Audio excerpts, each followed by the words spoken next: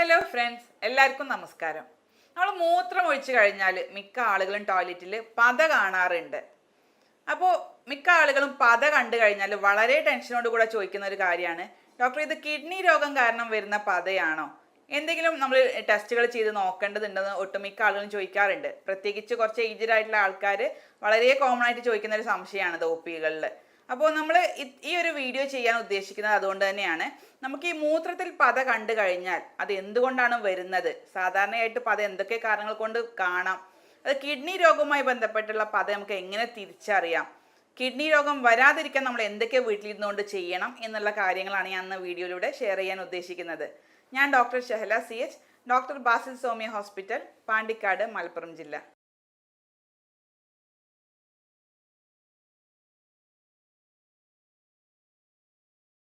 അപ്പോൾ നമ്മൾ പത എന്ന് പറഞ്ഞു, മൂത്രത്തിൽ പതയ്ക്ക് കാരണം അത് പ്രോട്ടീൻസ് കാരണമാണ്. നമുക്കറിയാം, പ്രോട്ടീൻസ് എന്ന് പറയുമ്പോൾ രക്തത്തിലൊക്കെ ഒരുപാട് പ്രോട്ടീൻസ് നമുക്കറിയാം. ആൽബുമിൻ, ഗ്ലോബുലിൻ എന്ന് പറഞ്ഞ ഒരുപാട് പ്രോട്ടീൻസ് ഉണ്ട്. ഈ പ്രോട്ടീൻസ് ഉണ്ടായാൽ മാത്രമേ നമുക്ക് മസിൽസ് ഒക്കെ ശരിയായിട്ട് പ്രവർത്തിക്കുകയുള്ളൂ. നമ്മുടെ ഇമ്മ്യൂൺ സിസ്റ്റം ഒക്കെ ശരിയായിട്ട് പ്രവർത്തിക്കണമെങ്കിൽ, അല്ലെങ്കിൽ എല്ലുകളുടെയൊക്കെ ആരോഗ്യത്തിനൊക്കെ ഈ പ്രോട്ടീൻസ് വളരെ അത്യാവശ്യമാണ് നമ്മുടെ ശരീരത്തിൽ. പക്ഷേ ഈ പ്രോട്ടീൻസ് എപ്പോഴാണോ നമുക്ക് കൂടുതലായിട്ട് യൂറിനിലൂടെ, മൂത്രത്തിലൂടെ ലീക്കേജ് വരുന്നത്, അപ്പോഴാണ് നമുക്ക് മൂത്രത്തിൽ പതയായിട്ട് അത് കണ്ടുവരുന്നത്. സാധാരണ നമുക്കറിയാം, ഒരു കിഡ്നിയുടെ ഫങ്ഷൻ എന്ന് പറയുന്നത് കുറേ അരിപ്പ പോലെയുള്ള സ്ട്രക്ചേഴ്സ് കിഡ്നിയിലുണ്ട്. ഈ അരിപ്പ വഴിയാണ് അവർ ആവശ്യമില്ലാത്ത സാധനങ്ങളൊക്കെ പുറത്തേക്ക് യൂറിനിലൂടെ വിടുന്നത്. ഈ അരിപ്പകളാണ്. അപ്പോൾ ചെറിയ ചെറിയ ഹോൾസ് ഈ അരിപ്പയിൽ ഉണ്ടാവുള്ളൂ. പക്ഷേ ആ ഹോൾസ് വലുതായി കഴിഞ്ഞാൽ, അല്ലെങ്കിൽ കിഡ്നിയുടെ അരിപ്പകളുടെ ഫങ്ഷൻസ് എന്തെങ്കിലും ബുദ്ധിമുട്ട് ഉണ്ടായി കഴിഞ്ഞാൽ, ഈ ഹോൾസ് വലുതായി കഴിഞ്ഞാൽ അതിലൂടെ കുറേ നമുക്ക് ആവശ്യമുള്ള സാധനങ്ങൾ വരെ അതിലൂടെ ലീക്കായിക്കൊണ്ടിരിക്കും. അതാണ് പിന്നീട് യൂറിനിലൂടെ പോയിക്കൊണ്ടിരിക്കുന്നത്. ആ ഒരു സാഹചര്യമാണ് നമ്മൾ മൂത്രത്തിൽ പത എന്നുള്ള സാഹചര്യമായിട്ട് വരുന്നത്.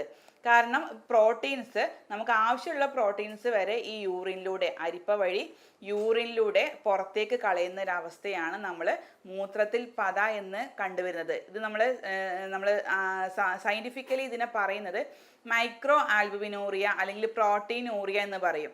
അപ്പോൾ മിക്ക ആളുകളും ചോദിക്കുന്ന ഒരു സംശയമാണ്, ഡോക്ടറെ സാധാരണ യൂറിനിലൂടെ പ്രോട്ടീൻ പോകുന്നില്ലേ, എന്തുകൊണ്ടാണ് ഈ പ്രോട്ടീൻ പോകുന്നത് കൊണ്ട് ഈ പതയായിട്ട് വരുന്നത് എന്ന് ചോദിക്കാറുണ്ട്. അത് ശരി തന്നെയാണ്. സാധാരണ ഒരു നോർമൽ റേഞ്ചിൽ പ്രോട്ടീൻസ് യൂറിനിലൂടെ പോകുന്നുണ്ട്. ആവശ്യമില്ലാത്ത പ്രോട്ടീൻസ് ഒക്കെ യൂറിനിലൂടെ പുറന്തള്ളുന്നുണ്ട്. പക്ഷെ അതൊരു നോർമൽ റേഞ്ചിൽ നമുക്ക് പറയുകയാണെങ്കിൽ 140 മുതൽ 150 മില്ലിഗ്രാം എന്നുള്ള തോതിൽ മാത്രമേ പ്രോട്ടീൻ പോകുന്നുള്ളൂ. ആ പ്രോട്ടീനിൽ തന്നെ ആൽബുമിൻ എന്നുള്ള പ്രോട്ടീൻ്റെ അളവ് വളരെ കുറവാണ്. ഒരു 30 മില്ലിഗ്രാമിനേക്കാളും താഴെ മാത്രമേ ആൽബുമിൻ്റെ അളവ് ഉണ്ടാവുള്ളൂ. പക്ഷേ ഈ ചില രോഗികളിൽ, കിഡ്നി സംബന്ധമായിട്ടുള്ള രോഗികളിൽ, അല്ലെങ്കിൽ മറ്റ് പല കാരണങ്ങൾ കൊണ്ടൊക്കെ ചില ആളുകളിൽ ഈ ആൽബുമിൻ എന്ന് പറഞ്ഞിട്ടുള്ള പ്രോട്ടീന് കൂടുതലായിട്ട് ഇതിലൂടെ യൂറിനിലൂടെ പുറത്തേക്ക് വരുന്നുണ്ട്. പ്രത്യേകിച്ച് 30 മില്ലിഗ്രാമിനേക്കാളും കൂടുതൽ, ചില ആളുകളിൽ 300 മില്ലിഗ്രാമിനേക്കാളൊക്കെ കൂടുതലായിട്ട് കണ്ടുവരുന്നുണ്ട്. അത് കുറച്ച് നമ്മൾ ശ്രദ്ധിക്കേണ്ട കാര്യം തന്നെയാണ്. അപ്പോഴാണ് നമ്മളിതിനെ ആൽബുമിനൂറിയ അല്ലെങ്കിൽ മൈക്രോ ആൽബുമിനൂറിയ എന്നൊക്കെ പറയുന്ന ഒരു കണ്ടീഷനിലേക്ക് അതെത്തുന്നത്. നമ്മൾ ഇതിനെക്കുറിച്ച് വ്യക്തമായിട്ടൊന്ന് പറയുന്നുണ്ട്. അപ്പോൾ ഈ മൂത്രത്തിൽ പത എന്ന് പറയുന്ന ഈ കണ്ടീഷന് പല കാരണങ്ങളുണ്ട്. പ്രത്യേകിച്ച് നമുക്കറിയാം, സാധാരണ നമ്മൾ മൂത്രം ഒഴിക്കുമ്പോൾ, പ്രത്യേകിച്ച് നമ്മളറിയാം, വെള്ളം കുടിക്കാൻ നമ്മൾ വളരെയധികം മടി കാണിക്കുന്ന ആൾക്കാരാണ്. അപ്പോൾ വെള്ളം കൂടി കുറയുന്ന സാഹചര്യങ്ങളിൽ മൂത്രം ഒന്നുകൂടെ കോൺസെൻട്രേറ്റഡ് ആയിട്ട് പുറത്തേക്ക് പോകാനുള്ള സാധ്യതയുണ്ട്. ആ സമയത്ത് മൂത്രം ഒഴിക്കുമ്പോൾ നമുക്ക് നോർമലി സോപ്പ് ബബിൾസിൻ്റെ പോലെ ടോയ്ലറ്റ് ബോളിൽ നമുക്ക് മൂത്രത്തിൽ പത കാണാം. പക്ഷെ അത് നമുക്ക് സീരിയസ് ആയിട്ട് എടുക്കേണ്ട ഒരു കാര്യമല്ല. കാരണം നമുക്ക് കൂടുതലായിട്ട് വെള്ളം കുടിച്ചാൽ നമുക്ക് തന്നെ അറിയാം, മൂത്രത്തിൻ്റെ കളറൊക്കെ കുറച്ചുകൂടെ നല്ല കളറായി വരും. പിന്നെ ബബിൾസൊക്കെ പോകുന്നത് നമുക്ക് ഓട്ടോമാറ്റിക്കലി നമുക്ക് അറിയാവുന്ന കാര്യങ്ങളാണ്. അപ്പോൾ അതുകൊണ്ട് തന്നെ അത്തരത്തിലുള്ള മൂത്രത്തിൽ പത നമ്മൾ കാര്യമായിട്ട് എടുക്കേണ്ട കാര്യമില്ല. പക്ഷെ എപ്പോഴാണ് നമ്മളിത് ശ്രദ്ധിക്കേണ്ടത് എന്ന് വെച്ചാൽ, നമ്മൾ മൂത്രം ഒഴിക്കുന്ന സമയത്തൊക്കെ, അല്ലെങ്കിൽ മൂത്രം ഒഴിച്ച് കഴിഞ്ഞാൽ ഈ പത ഒന്ന് കട്ടിയുള്ള പതയായിട്ട് വരിക. പ്രത്യേകിച്ച് നമുക്കറിയാം, മുട്ടയുടെ വെള്ളയൊക്കെ നമ്മൾ ഒരു സ്പൂൺ വെച്ച് ഇളക്കി കഴിഞ്ഞാൽ, നല്ല ഷേക്ക് ചെയ്ത് കഴിഞ്ഞാൽ നല്ല കട്ടിയുള്ള പത കിട്ടും, അല്ലെങ്കിൽ ബബിൾസ് ആയിട്ട് കിട്ടും. അതുപോലെ നല്ല കട്ടിയുള്ള പതകൾ ടോയ്ലറ്റ് ബോളിൽ കാണുക. പ്രത്യേകിച്ച് ഒരു വെള്ള നിറത്തിലുള്ള ഒരു പറ്റി പിടിച്ചിരിക്കുന്ന പോലെ ഒരു ടോയ്ലറ്റിൻ്റെ വശങ്ങളിലൊക്കെ അത് പറ്റി പിടിച്ചിരിക്കുക. പിന്നെ ഫ്ലഷ് ചെയ്ത് കഴിഞ്ഞാലും അല്ലെങ്കിൽ വെള്ളം ഒഴിച്ച് കഴിഞ്ഞാലും അത്തരത്തിലുള്ള വെള്ള കളറിലുള്ള പറ്റി പിടിച്ചിരിക്കുന്ന പ്രോട്ടീൻസ് ഒക്കെ കാണുകയാണെങ്കിൽ, അത്തരത്തിലുള്ള ബബിൾസ് ഒക്കെ കാണുകയാണെങ്കിലാണ് നമ്മൾ ഒന്നും കൂടെ ഇതിനെ കാര്യമായിട്ട് എടുക്കേണ്ടത്. അല്ലാതെ നോർമലായിട്ട് നമുക്കറിയാം, യൂറിന് കൂടുതലായിട്ട് ഗാഢതയിൽ കോൺസെൻട്രേഷൻ കൂടി കഴിഞ്ഞാൽ ബബിൾസ് ഉണ്ടാവും. അല്ലെങ്കിൽ നമ്മൾ ടോയ്ലറ്റിൽ എന്തെങ്കിലും നമ്മൾ ഡിറ്റർജൻസ് ഒക്കെ യൂസ് ചെയ്ത് കഴിഞ്ഞാൽ അതിൻ്റെ ഒരു ഇതുണ്ടെങ്കിൽ, ഒരു കണ്ടന്റ് ടോയ്ലറ്റിൽ ഉണ്ടെങ്കിലും നമുക്ക് യൂറിനിൽ ബബിൾസ് വരാം. അപ്പം അത് കാര്യമായിട്ട് എടുക്കേണ്ട ആവശ്യമില്ല. ഈ തരത്തിൽ കട്ടിയുള്ള പത കാണുകയാണെങ്കിൽ, അല്ലെങ്കിൽ കൂടുതൽ വെള്ള നിറത്തിൽ പറ്റി പിടിച്ച് ഒക്കെ ഇരിക്കുകയാണെങ്കിലാണ് നമ്മൾ കൂടുതലായിട്ട് അതിനെക്കുറിച്ച് ശ്രദ്ധിക്കേണ്ടതും ഒരു ഡോക്ടറെ കണ്ടിട്ട് ആവശ്യമായുള്ള ടെസ്റ്റുകളൊക്കെ ചെയ്യേണ്ടതും. അപ്പോൾ നമ്മൾ ആദ്യം പറഞ്ഞ കേസ് നമുക്കറിയാം, നമ്മൾ കൂടുതലായിട്ട് ശ്രദ്ധിക്കേണ്ട ആവശ്യമില്ലാത്ത പത പറഞ്ഞു. അപ്പോൾ അത്തരത്തിലുള്ള മൂത്രത്തിൽ പതയ്ക്ക് കാരണക്കാരനായിട്ടുള്ള കുറച്ച് കാര്യങ്ങളുണ്ട്. ഒരു 8-10 കാരണങ്ങൾ കൊണ്ട് നമുക്ക് സാധാരണയായിട്ട് മൂത്രത്തിൽ പത കാണാം. അപ്പോൾ അത് ഏതൊക്കെയാണെന്ന് ആദ്യം പറയാം. അതിൽ ഏറ്റവും ആദ്യം നമുക്ക് ഒന്നാമത്തെ കാരണമായിട്ട് പറയുന്നത് വെള്ളം കൂടി കുറയുന്നത് തന്നെയാണ്. വെള്ളം കൂടി കുറഞ്ഞു കഴിഞ്ഞാലും മൂത്രത്തിൻ്റെ കോൺസെൻട്രേഷൻ കൂടും. അത് കാരണം മൂത്രത്തിൽ ചെറിയ ചെറിയ ബബിൾസ് ആയിട്ട് ഫോം ചെയ്യാറുണ്ട്. അപ്പം അതിന് വേണ്ടിയിട്ട് നമ്മൾ ധാരാളം വെള്ളം കുടിക്കുക. മൂത്രം ഒന്നും കൂടെ ഡൈല്യൂട്ട് ചെയ്ത് പോയി കഴിഞ്ഞാൽ ഈ മൂത്രത്തിലെ പത ഓട്ടോമാറ്റിക്കലി കുറഞ്ഞു കാണും. പിന്നെ രണ്ടാമത്തെ ഒരു കണ്ടീഷൻ എന്ന് പറയുന്നത്, യൂഷ്വലി നമ്മൾ കൂടുതലായിട്ട് യൂറിനറി ട്രാക്ട് ഇൻഫെക്ഷൻസ്, പ്രത്യേകിച്ച് മൂത്രത്തിൽ ഇൻഫെക്ഷൻസ് ഒക്കെ ഇടക്കിടക്ക് വരുന്ന ആളുകളിൽ വേറെ എന്തെങ്കിലും ഇൻഫെക്ഷൻസ് ശരീരത്തിൽ ഉണ്ടെങ്കിലൊക്കെ മൂത്രത്തിൽ പത കാണാം. പിന്നെ കല്ല്, നമ്മൾ യൂറിനറി ട്രാക്റ്റിൽ അല്ലെങ്കിൽ കിഡ്നിയിലൊക്കെ കല്ലുകളുള്ള ആളുകളാണെങ്കിലും ഈ മൂത്രത്തിൽ ഇത്തരത്തിലുള്ള നിറവ്യത്യാസവും അതുപോലെ തന്നെ പതയൊക്കെ കാണാറുണ്ട്. പിന്നെ പെയിൻ കില്ലേഴ്സ്, വേദന സംഹാരികളൊക്കെ കൂടുതലായിട്ട് ഉപയോഗിക്കുന്ന ആളുകളിലും കാണാം. അതുപോലെ തന്നെ കൂടുതലായിട്ട് സ്ട്രെസ് ഉള്ള ആളുകളിൽ, കൂടുതലായിട്ട് സ്ട്രെയിൻ അനുഭവിക്കുന്ന ആളുകളിൽ കാണാറുണ്ട്. അതുപോലെ തന്നെ നമുക്ക് പാരമ്പര്യമായിട്ട് വല്ല കിഡ്നി സംബന്ധമായിട്ടുള്ള അസുഖങ്ങൾ അല്ലെങ്കിൽ ഓട്ടോ ഇമ്മ്യൂൺ ഡിസീസുകളുള്ള IgA നെഫ്രോപ്പതി എന്നൊക്കെ പറയുന്ന അസുഖങ്ങളിലുള്ളവരിലും നോർമലായിട്ട് ഈ മൂത്രത്തിൽ പത കാണാറുണ്ട്. പിന്നെ മറ്റ് പല കണ്ടീഷനുകളും കിഡ്നി സംബന്ധമായിട്ടുള്ള കാരണങ്ങൾ കൊണ്ട് മൂത്രത്തിൽ പത കാണാം. അതിൽ ഏറ്റവും ഇമ്പോർട്ടൻ്റ് ആയിട്ടുള്ള ഒന്നാണ് നമ്മൾ ബ്ലഡ് പ്രഷർ കൺട്രോൾ ചെയ്യാത്ത ആളുകളിൽ. നമുക്കറിയാം കിഡ്നിയും ബ്ലഡ് പ്രഷറും വളരെ റിലേറ്റ് ചെയ്തിട്ടുള്ള രണ്ട് കാര്യങ്ങളാണ്. നമ്മുടെ കിഡ്നിയാണ് നമ്മുടെ ബ്ലഡിൻ്റെ പ്രഷറിനെയൊക്കെ കൺട്രോൾ ചെയ്യുന്നത്. കിഡ്നിയിലുള്ള പല മെക്കാനിസംസും ആണ്. അതുകൊണ്ട് തന്നെ ബ്ലഡ് പ്രഷർ നമ്മൾ കൂടുതൽ കൺട്രോൾ ചെയ്തിട്ടില്ല എങ്കിൽ കിഡ്നിയിലെ പല രക്തക്കുഴലുകളെയും അത് എഫക്റ്റ് ചെയ്തിട്ട് പിന്നെ അത് പ്രോട്ടീൻ ലീക്കേജ് ഉണ്ടാക്കാനും അതുവഴി മൂത്രത്തിൽ പത കാണാനൊക്കെ അത് കാരണമാകുന്നുണ്ട്. അതുപോലെ തന്നെ വേറൊരു കണ്ടീഷനാണ് നമ്മൾ കൺട്രോൾ ചെയ്യാത്ത ഷുഗർ, ഡയബറ്റിസ് മെലിറ്റസ് എന്നുള്ള കണ്ടീഷൻ നമ്മൾ തീരെ കൺട്രോൾ ചെയ്യാതെ പോവുകയാണെങ്കിലും നമ്മുടെ കിഡ്നിക്ക് കൂടുതൽ സ്ട്രെസ് വരും. അതുവഴിയും പ്രോട്ടീനും മൂത്രത്തിലൂടെയൊക്കെ പോകുന്നതായിട്ട് കണ്ടുവരുന്നുണ്ട്. അപ്പോൾ ഈ ഒരു രണ്ട് കണ്ടീഷനുകൾ നമ്മൾ പ്രത്യേകം ശ്രദ്ധിക്കണം. അതിനാവശ്യമായിട്ടുള്ള കൺട്രോളിങ് മെഷേഴ്സ് നമ്മൾ സ്വീകരിക്കണം. അതുപോലെ തന്നെ നമ്മൾ ബ്ലഡ് പ്രഷർ കുറയുന്ന ആളുകളിലും, നമ്മൾ കിഡ്നി തന്നെയാണ് ബ്ലഡ് പ്രഷറിനെ കൺട്രോൾ ചെയ്യുന്നത് പറഞ്ഞു. അപ്പോൾ ബ്ലഡ് പ്രഷർ കുറവ് കാണുന്നവരിലും ഈ ഇടക്ക് മൂത്രത്തിൽ പത കണ്ടുവരുന്നതായിട്ട് നമുക്ക് കാണാറുണ്ട്. ഇത്രയും കാര്യങ്ങളൊക്കെ കൊണ്ട് തന്നെയാണ് മൂത്രത്തിൽ പത സാധാരണയായിട്ട് നമ്മൾ കണ്ടുവരുന്നത്. പിന്നെ നമുക്ക് കൂടുതലായിട്ട് റയർ കേസുകളിൽ, പ്രത്യേകിച്ച് കിഡ്നിയിൽ എന്തെങ്കിലും ഇൻഫെക്ഷൻസ്, കിഡ്നിയിലെ ഗ്ലോമറുലെ എന്ന് പറഞ്ഞൊരു സ്ട്രക്ചർ ഉണ്ട്, അതിനൊക്കെ ഇൻഫെക്ഷൻ വരുന്ന കണ്ടീഷനുകളിലൊക്കെ മൂത്രത്തിൽ പത സ്ഥിരമായിട്ട് രോഗികളിൽ കണ്ടുവരുന്നുണ്ട്. അപ്പോൾ ഇത്തരം നമ്മളൊരു ലക്ഷണം കണ്ടു കഴിഞ്ഞാൽ നോർമലി നമുക്കറിയാം, നമ്മൾ അതിൻ്റെ കാരണത്തെ കണ്ടെത്തി അതിനെ നമ്മൾ കൺട്രോൾ ചെയ്ത് കഴിഞ്ഞാൽ ഓട്ടോമാറ്റിക്കലി ഈ ഒരു ലക്ഷണം നമുക്ക് പോകുന്നതാണ്. പ്രത്യേകിച്ച് ഷുഗർ ഉള്ള ആളുകൾ, അല്ലെങ്കിൽ പ്രഷർ ഉള്ള ആളുകൾ, അല്ലെങ്കിൽ കൂടുതലായിട്ട് സ്ട്രെസ് ഉള്ള ആളുകളൊക്കെ ആണെങ്കിൽ അതൊക്കെ ഒന്ന് കൺട്രോൾ ചെയ്ത് കഴിഞ്ഞാൽ ഓട്ടോമാറ്റിക്കലി നമുക്ക് ഈ ഒരു ലക്ഷണം പോകുന്നതായിട്ട് കണ്ടുവരുന്നുണ്ട്. പക്ഷെ മറ്റ് കുറച്ച് ലക്ഷണങ്ങളുണ്ട് ഇത്തരം രോഗികളിൽ കാണുന്നത്. പ്രത്യേകിച്ച് രാത്രി ഒന്നും ഉറക്കം കിട്ടാത്ത അവസ്ഥ, കാലിലും കയ്യിലൊക്കെ നീര് അനുഭവപ്പെടുക, രാത്രികാലങ്ങളിലൊക്കെ മസിലിൽ പെയിൻ അനുഭവപ്പെടുക, കാരണമില്ലാതെ ഛർദി അനുഭവപ്പെടുക, അല്ലെങ്കിൽ വയറിന് വേദനയൊക്കെ വരികയാണെങ്കിൽ പ്രത്യേകിച്ച് ഇത്തരം ആളുകൾ കിഡ്നി സംബന്ധമായിട്ടുള്ള എന്തെങ്കിലും ഒരു പ്രശ്നം ഉണ്ടായത് കൊണ്ടായിരിക്കണം ഈ ഒരു ബുദ്ധിമുട്ടുകൾ കാണുന്നത്. അപ്പം അത്തരം ആളുകൾ ആവശ്യമായിട്ടുള്ള ടെസ്റ്റുകൾ ചെയ്തിട്ട് കിഡ്നിയുടെ ഫങ്ഷൻസ് ഒക്കെ നോർമലാണെന്ന് കണ്ടെത്തിയിട്ട് അതിനാവശ്യമായിട്ടുള്ള ട്രീറ്റ്മെൻറ്റും കൂടെ സ്വീകരിക്കുകയാണെങ്കിൽ ഇത്തരം കാര്യങ്ങൾ, പ്രത്യേകിച്ച് കിഡ്നി സംബന്ധമായിട്ടുള്ള കിഡ്നി രോഗങ്ങൾ നമുക്ക് വളരെ പെട്ടെന്ന് കണ്ടെത്തി അതിന് കോംപ്ലിക്കേഷനിലേക്ക് എത്താതെ നമുക്ക് ട്രീറ്റ്മെൻറ്റ് കൊടുക്കാവുന്നതാണ്. അപ്പോൾ നമ്മൾ കിഡ്നി ഫങ്ഷൻസ് കണ്ടെത്താൻ സഹായിക്കുന്ന ടെസ്റ്റുകളാണ് നമ്മൾ റീനൽ ഫങ്ഷൻ ടെസ്റ്റിൽ യൂറിയ, അതുപോലെ തന്നെ യൂറിക് ആസിഡ്, അതുപോലെ തന്നെ നമ്മൾ ക്രിയാറ്റിൻ റേഷ്യോ, അതുപോലെ തന്നെ മൈക്രോ ആൽബുമിൻ്റെ റേഷ്യോ ഒക്കെ നമ്മൾ കൃത്യമായിട്ട് നോക്കിയിട്ട് അതിനനുസരിച്ചാണ് നമ്മൾ അതിൻ്റെ കിഡ്നി ഫങ്ഷൻസ് ഒക്കെ നോർമലാണോ എന്ന് നോക്കാറുള്ളത്. അപ്പോൾ ഇത്തരം ആളുകൾ, കിഡ്നി സംബന്ധമായിട്ടുള്ള രോഗങ്ങൾ വരാൻ സാധ്യതയുള്ള ആളുകൾ, അല്ലെങ്കിൽ നമ്മുടെ മൂത്രത്തിൽ സ്ഥിരമായിട്ട് പത കാണുന്ന ആളുകൾ, അല്ലെങ്കിൽ ക്രിയാറ്റിനും കൂടുതലായിട്ട് ബ്ലഡിൽ കൂടുതലുള്ള ആളുകളൊക്കെ ആണെങ്കിൽ നമ്മൾ ഭക്ഷണത്തിൽ കുറച്ച് കാര്യങ്ങൾ അവർ നിർബന്ധമായിട്ടും ഫോളോ ചെയ്യേണ്ടതുണ്ട്. കാരണം കിഡ്നിയുടെ ആരോഗ്യം പ്രത്യേകിച്ച് ഡിപ്പെൻഡ് ചെയ്യുന്നത് നമ്മുടെ ഭക്ഷണ രീതികളെയാണ്. ഭക്ഷണത്തിലുള്ള ഒരുപാട് കാര്യങ്ങൾ ശ്രദ്ധിക്കേണ്ടതുണ്ട് ഇത്തരം ആളുകൾ. അപ്പോൾ അതാണ് ഇനി നമ്മൾ പറയാൻ ഉദ്ദേശിക്കുന്നത്. അതിൽ ഏറ്റവും പ്രധാനപ്പെട്ടുള്ള കാര്യം വെള്ളത്തിൻ്റെ കാര്യം തന്നെയാണ്. വെള്ളം നമുക്കറിയാം, നോർമലി ഒരാൾ കുടിക്കുന്നത് 2-3 ലിറ്റർ വെള്ളമൊക്കെ കുടിക്കാറുണ്ട്. പക്ഷേ ഈ കിഡ്നി രോഗം ഉള്ള ആളുകൾ അല്ലെങ്കിൽ പ്രാരംഭ ലക്ഷണങ്ങളുള്ള ആളുകളൊക്കെ ആണെങ്കിൽ അവർക്ക് എത്രത്തോളം യൂറിൻ പുറത്തേക്ക് പോകുന്നുണ്ട് അതിൻ്റെ കൂടെ ഒരു 600 ml മാത്രമേ അവർക്ക് നോർമലി അവർക്ക് ആവശ്യമായിട്ടുള്ളൂ. അപ്പോൾ അത്തരത്തിലൊരു 1 ലിറ്റർ മൂത്രം ഒരാൾക്ക് പോകുന്നുണ്ടെങ്കിൽ ആ 1 ലിറ്ററിൻ്റെ കൂടെ ഒരു 600 ml കൂടെ കൂട്ടിച്ചേർത്ത് ഒരു 1.6 ലിറ്റർ വെള്ളം മാത്രമേ അവർക്ക് ഡെയിലി അവർക്ക് ശരീരത്തിലേക്ക് ആവശ്യമുള്ളൂ. അത് കൂടിക്കഴിഞ്ഞാൽ നമുക്ക് കിഡ്നിക്ക് സ്ട്രെസ് വരാനും ബുദ്ധിമുട്ടുകൾ ഉണ്ടാവാനൊക്കെ ചാൻസ് ഉണ്ട്. അപ്പോൾ അതാണ് വെള്ളത്തിൻ്റെ കാര്യത്തിൽ ശ്രദ്ധിക്കേണ്ടത്.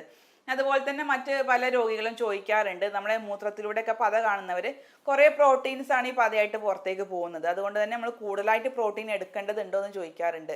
പക്ഷെ അതിൻ്റെ ആവശ്യമില്ല. കാരണം നമുക്കറിയാം പ്രോട്ടീൻ ലോഡ് കൂടിക്കഴിഞ്ഞാലും കിഡ്നിക്ക് സ്ട്രെസ് വരും. അപ്പോൾ അത് കാരണം പ്രോട്ടീൻ ഒരു ആവറേജ് ലെവലിൽ മാത്രമേ ഇത്തരം രോഗികൾ എടുക്കേണ്ടതുള്ളൂ. ഒരു ഏകദേശം നമുക്കറിയാം ഒരു 0.6 മുതൽ 0.8 ഗ്രാം പെർ ഡേ എന്നുള്ള രീതിയിൽ മാത്രമേ ഇവർക്ക് പ്രോട്ടീൻ എടുക്കേണ്ട ആവശ്യമുള്ളൂ. പിന്നെ അതുപോലെ തന്നെ അവർ ടോട്ടൽ എനർജി ലെവൽ, നമുക്ക് ടോട്ടൽ ഭക്ഷണം കഴിക്കുന്നതും അവർ നോർമൽ ഒരാൾ കഴിക്കുന്നതിൻ്റെ 1/4 ഭാഗം മാത്രമേ ഇത്തരം കിഡ്നി രോഗികളിൽ കഴിക്കേണ്ട ആവശ്യമുള്ളൂ. അതുപോലെ തന്നെ കൊഴുപ്പിൻ്റെ അളവാണെങ്കിലും നോർമൽ കഴിക്കുന്ന ആളുകളുടെ പകുതി മാത്രമേ, ഏകദേശം 50 ഗ്രാമാണ് നോർമൽ ഒരാൾക്ക് വേണ്ടത്, അതിൻ്റെ പകുതി മാത്രമേ ഇത്തരം കിഡ്നി രോഗങ്ങളുള്ളവർ അല്ലെങ്കിൽ ആൽബുമിൻ കൂടുതലുള്ളവരൊക്കെ അത് ഭക്ഷണത്തിൽ ഉൾപ്പെടുത്തേണ്ട ആവശ്യമുള്ളൂ. അതുപോലെ തന്നെയാണ് നമ്മുടെ ഉപ്പിൻ്റെ കാര്യത്തിലും. ഉപ്പ് വളരെയധികം ശ്രദ്ധിക്കേണ്ട ഒരു കാര്യമാണ്. കാരണം ബ്ലഡ് പ്രഷർ കൺട്രോൾ ആവാതിരിക്കാൻ പ്രധാനപ്പെട്ടുള്ള ഒരു കാരണം നമ്മുടെ അമിതമായിട്ടുള്ള ഉപ്പിൻ്റെ ഉപയോഗമാണ്. അപ്പോൾ പ്രത്യേകിച്ച് നമുക്കറിയാം, ഉപ്പ് എന്ന് പറയുമ്പോൾ നമ്മൾ കറികളിൽ ഇടുന്ന ഉപ്പ് മാത്രമല്ല, നമ്മൾ കഴിക്കുന്ന ബേക്കറി പലഹാരങ്ങളിലും പുറമേ നിന്നുള്ള ഫാസ്റ്റ് ഫുഡിലൊക്കെ ഒരുപാട് ഉപ്പുണ്ട്. അപ്പോൾ ടോട്ടൽ ഉപ്പിൻ്റെ അളവ് എന്ന് വെച്ചാൽ ഏകദേശം 2 ഗ്രാമിനേക്കാളും താഴെ മാത്രമേ ഇത്തരം ലക്ഷണങ്ങളുള്ള ആളുകൾ കഴിക്കാൻ പാടുള്ളൂ. നോർമൽ ഒരാൾക്കാർ എന്ന് വെച്ചാൽ ഏകദേശം 6-8 ഗ്രാംസ് ഒക്കെ ഡെയിലി ഒരാളുടെ ശരീരത്തിലേക്ക് എത്തുന്നുണ്ട്. അപ്പോൾ ഇത്തരം ആളുകളിൽ 2 ഗ്രാംസ് മാക്സിമം പാടുള്ളൂ. പിന്നെ അതുപോലെ തന്നെ ചോദിക്കുന്ന വേറൊരു സംശയമാണ് സോഡിയം, പൊട്ടാഷ്യം, ഫോസ്ഫറസ് ലവണങ്ങളുടെ അളവുകളും അതുപോലെ തന്നെ അത് അടങ്ങിയിട്ടുള്ള ഏതൊക്കെ ഭക്ഷണങ്ങളാണ് നമ്മൾ കഴിക്കാൻ പാടില്ലാത്തത്, ഏതൊക്കെ ഭക്ഷണമാണ് നമ്മൾ കഴിക്കേണ്ടതെന്ന് പല ആൾക്കാരും സംശയം ചോദിക്കാറുണ്ട്. അപ്പോൾ അത് നമ്മൾ ക്ലിയർ ആയിട്ട് പറയുന്നുണ്ട്. ഒട്ടുമിക്ക ആളുകൾ OPയിൽ ചോദിക്കുന്ന ഒരു സംശയമാണിത്. അപ്പോൾ ആദ്യം തന്നെ പറയാം, സോഡിയത്തിൻ്റെ കാര്യം പറയാം. സോഡിയം എന്ന് പറയുമ്പോൾ നമുക്കറിയാം നോർമൽ ഒരു ആവറേജ് ലെവലിൽ നമുക്ക് സോഡിയം ആവശ്യമാണ് ശരീരത്തിന്. ഒട്ടുമിക്ക നമ്മളെ മസിൽസിൻ്റെ പ്രവർത്തനങ്ങൾക്കും നമ്മളെ മറ്റ് പല ആവശ്യങ്ങൾക്കും സോഡിയം അത്യാവശ്യമാണ്. അപ്പോൾ ഒരു ആവറേജ് ലെവലിൽ സോഡിയം മെയിൻറ്റെയിൻ ചെയ്ത് കൊണ്ടുപോവുക. പക്ഷെ കൂടുതൽ സോഡിയം അടങ്ങിയിട്ടുള്ള ഭക്ഷണം നിർബന്ധമായിട്ടും ഒഴിവാക്കണം. അതിൽ പെട്ടവയാണ് നമ്മുടെ സോഡിയം കൂടുതലുള്ള നമ്മുടെ ഉപ്പിലിട്ട പലഹാരങ്ങൾ അല്ലെങ്കിൽ ഉപ്പിലിട്ട നമ്മുടെ അച്ചാറുകൾ എന്നിങ്ങനെയുള്ള, അല്ലെങ്കിൽ അജിനോമോട്ടോ അല്ലെങ്കിൽ ക്യാനിലുള്ള ഫുഡുകൾ, പ്രോസസ്ഡ് ഫുഡുകളൊക്കെ പൂർണ്ണമായിട്ടും ഒഴിവാക്കുക. അതുപോലെ തന്നെ പൊട്ടാഷ്യം കൂടുതലുള്ള ഭക്ഷണങ്ങളും ഇത്തരം രോഗികൾ, പ്രത്യേകിച്ച് ആൽബുമിനും ക്രിയാറ്റിനും ഒക്കെ കൂടുതലുള്ള ആളുകൾ പൊട്ടാഷ്യം കൂടുതലുള്ള ഭക്ഷണങ്ങളും ഒഴിവാക്കേണ്ടതുണ്ട്. കരിക്കിൻ വെള്ളം പൊട്ടാഷ്യം കൂടുതലുള്ള ഒരു ഡ്രിങ്ക് തന്നെയാണ്, അത് ഒഴിവാക്കുക. അതുപോലെ തന്നെ നമ്മൾ നേന്ത്രപ്പഴം പുഴുങ്ങിയതാണെങ്കിൽ വലിയ പ്രശ്നമില്ല, അതിൻ്റെ പൊട്ടാഷ്യത്തിൻ്റെ കണ്ടൻറ്റൊക്കെ കുറഞ്ഞു കിട്ടും. പക്ഷേ ആസ് സച്ച് നമുക്ക് നേന്ത്രപ്പഴം ഒരിക്കലും കഴിക്കാൻ പാടില്ല ഇത്തരം കിഡ്നി രോഗികളിൽ കേട്ടോ. അതുപോലെ തന്നെ നമുക്ക് ചേന, ചേമ്പ്, പൂള, ഉരുളക്കിഴങ്ങ് എന്നിവയും പൂർണ്ണമായിട്ട് ഒഴിവാക്കുക. പിന്നെ നമുക്ക് കടൽ മത്സ്യങ്ങൾ, ചെമ്മീൻ, ഞണ്ട് പോലത്തെ കടൽ മത്സ്യങ്ങൾ ഒഴിവാക്കണം. അതുപോലെ തന്നെ ചീര, മുരിങ്ങാക്കായയും ഒഴിവാക്കുന്നത് വളരെയധികം നല്ലതാണ്. ഇതുപോലെ തന്നെയാണ് ഫോസ്ഫറസ് അടങ്ങിയിട്ടുള്ള ഭക്ഷണങ്ങളും ഇത്തരം രോഗികൾ ഒഴിവാക്കേണ്ടതുണ്ട്. പ്രത്യേകിച്ച് പാലുൽപ്പന്നങ്ങളും അതുപോലെ തന്നെ കോള പോലെയുള്ള ബ്ലാക്ക് കളറിലുള്ള എല്ലാ ഡ്രിങ്ക്സും ഒഴിവാക്കുന്നത് വളരെ നല്ലതാണ്. അതുപോലെ തന്നെ നമുക്ക് മാർക്കറ്റുകളിൽ കിട്ടുന്നതാണ് ഇൻസ്റ്റൻ്റ് ആയിട്ടുള്ള കോഫി, ഇൻസ്റ്റൻ്റ് ആയിട്ടുള്ള ഹോർലിക്സ്, ഇൻസ്റ്റൻ്റ് ആയിട്ടുള്ള ബൂസ്റ്റൊക്കെ വളരെ സുലഭമായിട്ടൊന്ന് കിട്ടുന്നുണ്ട്. അപ്പോൾ ഇൻസ്റ്റൻ്റ് ആയിട്ട് കിട്ടുന്ന ഡ്രിങ്ക്സ് ഒക്കെ ഇത്തരം ലക്ഷണങ്ങളുള്ള ആളുകൾ പൂർണ്ണമായിട്ടും ഒഴിവാക്കേണ്ടതുണ്ട്. പിന്നെ സേഫായിട്ട് ഇവർക്ക് കഴിക്കാൻ പറ്റുന്ന ഭക്ഷണങ്ങളാണ്, പ്രത്യേകിച്ച് ഫ്രൂട്ട്സുകളിലാണെങ്കിൽ ആപ്പിൾ നല്ലതാണ്, പൈനാപ്പിള്, പേരക്ക, പിയർ ഇവ സേഫായിട്ട് ഇവർക്ക് കഴിക്കാവുന്നതാണ്. അതുപോലെ തന്നെ പഴുത്ത പപ്പായം സേഫാണ്, വാഴത്തണ്ട് നല്ലതാണ് ഇത്തരം ആളുകളിൽ കേട്ടോ. അതുപോലെ തന്നെ നമുക്ക് കഴിക്കാവുന്ന മറ്റ് കുറച്ച് ഭക്ഷണങ്ങളാണ് നമുക്ക് നോർമലായിട്ടുള്ള മറ്റ് പച്ചക്കറികളും, കൂടുതലായിട്ട് നമ്മൾ സോൾട്ടിൻ്റെ കണ്ടന്റ് ഇല്ലാത്ത പച്ചക്കറികളും ഇവർക്ക് ഉപയോഗിക്കാവുന്നതാണ്. പക്ഷേ പച്ചക്കറികളിലൊക്കെ ചില പച്ചക്കറികളിൽ സോഡിയം പൊട്ടാഷ്യം കൂടുതലായിട്ടുണ്ട്. അത്തരം പച്ചക്കറികൾ നമ്മൾ ചെയ്യേണ്ടത് ഒന്ന് വെള്ളത്തിലിട്ട് നല്ലപോലെ ബോയിൽ ചെയ്യുക, തിളപ്പിച്ചെടുക്കുക. എന്നിട്ട് ആ തിളപ്പിച്ച വെള്ളം ഊറ്റിക്കളഞ്ഞിട്ട് ആ പച്ചക്കറികൾ നമുക്ക് അതുപോലെ ഉപയോഗിക്കാവുന്നതാണ്. അപ്പോൾ അതിൻ്റെ സോഡിയത്തിൻ്റെ പൊട്ടാസ്യത്തിൻ്റെ ഒക്കെ കണ്ടന്റ് കുറഞ്ഞിട്ട് നമുക്ക് സേഫ് ആയിട്ടുള്ള രീതിയിൽ ഈ പച്ചക്കറികൾ നമ്മുടെ ശരീരത്തിലേക്ക് കഴിക്കാവുന്നതാണ്. അപ്പോൾ ഇത്രയും കാര്യങ്ങൾ നമ്മൾ ഇത്തരം രോഗികൾ, പ്രത്യേകിച്ച് മൂത്രത്തിൽ പത സ്ഥിരമായിട്ട് കാണുന്ന ആളുകൾ, BP കൊളസ്ട്രോൾ ഒക്കെ സ്ഥിരമായിട്ട് കൺട്രോൾ ചെയ്യാത്ത ആളുകൾ, ആൽബുമിനും ക്രിയാറ്റിനും ഒക്കെ എപ്പോഴും കൂടി നിൽക്കുന്ന ആളുകളാണെങ്കിൽ ഇത്തരം ഫുഡിൻ്റെ കാര്യങ്ങളിൽ പ്രത്യേകം ശ്രദ്ധിക്കുക. ഇല്ലെങ്കിൽ അത് ആൽബുമിൻ്റെ അളവ് കൂടാനും ക്രിയാറ്റിനും കൂടാനും പിന്നീട് അത് കിഡ്നി ഫെയിലിയറിലേക്കൊക്കെ എത്താനുള്ള ചാൻസ് വളരെ കൂടുതലാണ്. അപ്പോൾ ആ ഒരു അവസ്ഥയിലേക്ക് എത്താതിരിക്കാൻ ഭക്ഷണ രീതികളിൽ പ്രത്യേകിച്ച് നിങ്ങൾ ശ്രദ്ധിക്കുക. പിന്നെ ചില കേസുകളിൽ നമുക്ക് പ്രത്യേകിച്ച് ആൽബുമിനൊക്കെ കൂടുതലായിട്ട് കണ്ടുവരുന്ന ആളുകളിലൊക്കെ ആണെങ്കിൽ നമുക്ക് വളരെ എഫക്റ്റീവായിട്ടുള്ള ട്രീറ്റ്മെൻറ്റ് തന്നെ എടുക്കേണ്ടി വരും. നമ്മൾ ഇങ്ങനത്തെ കേസുകളിൽ ചെയ്യുന്നത് അവരുടെ ആൽബുമിൻ കൂടാനുള്ള കാരണം, പ്രത്യേകിച്ച് രോഗകാരണം കണ്ടെത്തും. ആ രോഗകാരണം കണ്ടെത്തി അത് കറക്റ്റ് ചെയ്യാനുള്ള മെഷേഴ്സ് നമ്മൾ ആദ്യം പറഞ്ഞു കൊടുക്കാറുണ്ട്. ഇപ്പോൾ BP കൂടുതലുള്ള ആളുകളാണെങ്കിൽ അത് കൺട്രോൾ ചെയ്യാൻ, ഷുഗർ കൂടുതലുള്ളവരാണെങ്കിൽ അത് കൺട്രോൾ ചെയ്യാനുള്ള അവരുടെ ലൈഫ് സ്റ്റൈൽ മോഡിഫിക്കേഷൻസും ഡയറ്റും അതുപോലെ തന്നെ മരുന്നുകളും നമ്മൾ നിർദ്ദേശിക്കാറുണ്ട്. മാത്രമല്ല ഒരുപാട് സ്ട്രെസ്സും സ്ട്രെയിനൊക്കെ അനുഭവിക്കുന്ന ആൾക്കാരാണെങ്കിൽ ആ ഒരു മാനസികവും ശാരീരികവുമായിട്ടുള്ള എല്ലാ നമ്മളെ വ്യത്യാസങ്ങളും കണക്കിലെടുത്തുകൊണ്ട് അവർക്ക് സമാനമായിട്ടുള്ള അല്ലെങ്കിൽ അനുയോജ്യമായിട്ടുള്ള ഒരു കോൺസ്റ്റിറ്റ്യൂഷണൽ ട്രീറ്റ്മെൻറ്റാണ് നമ്മൾ ഇങ്ങനത്തെ കേസുകളിൽ നൽകി വരുന്നത്. അതുകൊണ്ട് തന്നെ ഒരുപാട് രോഗികൾക്ക് കാലാകാലം മരുന്ന് എടുക്കാതെ തന്നെ വളരെ എഫക്റ്റീവായിട്ട് ഇങ്ങനത്തെ കേസുകൾ നമുക്ക് മാനേജ് ചെയ്യാൻ കഴിഞ്ഞിട്ടുണ്ട്. മാത്രമല്ല ഇതിൻ്റെ കൂടെ ഇത്തരം ഞാൻ മുകളിൽ പറഞ്ഞ എല്ലാ ഭക്ഷണ രീതികളും നിങ്ങൾ ഫോളോ ചെയ്യുക. വളരെ എഫക്റ്റീവായിട്ട് ഇങ്ങനത്തെ കാര്യങ്ങൾ, പ്രത്യേകിച്ച് കിഡ്നി സംബന്ധമായിട്ടുള്ള അസുഖങ്ങൾ വളരെ എഫക്റ്റീവായിട്ട് നമുക്ക് കൺട്രോളിൽ കൊണ്ടുവരാനും അത് കിഡ്നിയുടെ മറ്റ് പല കോംപ്ലിക്കേഷൻസിലേക്കും എത്താതെ നമുക്ക് വളരെ മാനേജ് ചെയ്യാനും കഴിയുന്നതാണ്. ഇപ്പോൾ കിഡ്നിക്ക് അറിയാം, നമ്മൾക്ക് പെട്ടെന്ന് നമ്മളെ കിഡ്നി എന്നൊക്കെ പറയുന്നത് വളരെ പെട്ടെന്ന് നമുക്ക് അസുഖങ്ങൾ വരുന്നതും നമ്മൾ തീരെ ശ്രദ്ധിച്ചിട്ടില്ലെങ്കിൽ അത് കിഡ്നി ഫെയിലിയറിലേക്കും ഡയാലിസിസിലേക്കൊക്കെ എത്താൻ സാധ്യതയുള്ള കണ്ടീഷനുകളാണ്. അപ്പോൾ അതിലേക്കൊന്നും എത്താതെ ഇരിക്കാൻ ഞാൻ ഈ പറഞ്ഞ കാര്യങ്ങൾ നിങ്ങൾ കൃത്യമായിട്ട് ഫോളോ ചെയ്യുക. അപ്പോൾ ഇതുമായി ബന്ധപ്പെട്ട എന്തെങ്കിലും സംശയങ്ങൾ ഉണ്ടെങ്കിൽ, എന്തൊക്കെ ഭക്ഷണങ്ങൾ കഴിക്കണം അല്ലെങ്കിൽ എന്തൊക്കെ ഭക്ഷണം കഴിക്കാതിരിക്കേണ്ടത്, ഏതൊക്കെ ട്രീറ്റ്മെൻറ്റാണ് എടുക്കേണ്ടത് എന്നിങ്ങനെയുള്ള സംശയങ്ങൾ നിങ്ങൾക്കുണ്ടെങ്കിൽ താഴെ കാണുന്ന വാട്സപ്പ് നമ്പറിൽ നിങ്ങൾക്ക് എന്നെ നേരിട്ട് ബന്ധപ്പെടാവുന്നതാണ്, അല്ലെങ്കിൽ മെസ്സേജ് ചെയ്യാവുന്നതാണ്. നേരിട്ട് വരാൻ ബുദ്ധിമുട്ടുള്ള, കിഡ്നി സംബന്ധമായിട്ടുള്ള ബുദ്ധിമുട്ടുള്ളവർ നമുക്ക് ഓൺലൈൻ വഴി കൺസൾട്ടേഷൻ എടുത്തിട്ട് മരുന്നുകൾ എത്തിച്ചു തരുന്ന സംവിധാനം ഇപ്പോൾ ലഭ്യമാണ്. അപ്പോൾ ഇത്തരത്തിലുള്ള സംശയങ്ങൾക്ക് നിങ്ങൾക്ക് താഴെ കമൻ്റായിട്ട് രേഖപ്പെടുത്താം, അല്ലെങ്കിൽ നേരിട്ട് ബന്ധപ്പെടാവുന്നതാണ്. അപ്പോൾ ഇത്തരം ഇൻഫർമേഷൻസ് പരമാവധി ഇത്തരം ലക്ഷണങ്ങൾ കാണുന്നവർക്ക്, പ്രത്യേകിച്ച് കിഡ്നി രോഗങ്ങളുമായിട്ട് ബുദ്ധിമുട്ടുന്നവർക്ക് പരമാവധി ഒരു ഇൻഫർമേഷൻസ് നിങ്ങൾ പരമാവധി എത്തിക്കാൻ ശ്രദ്ധിക്കുക.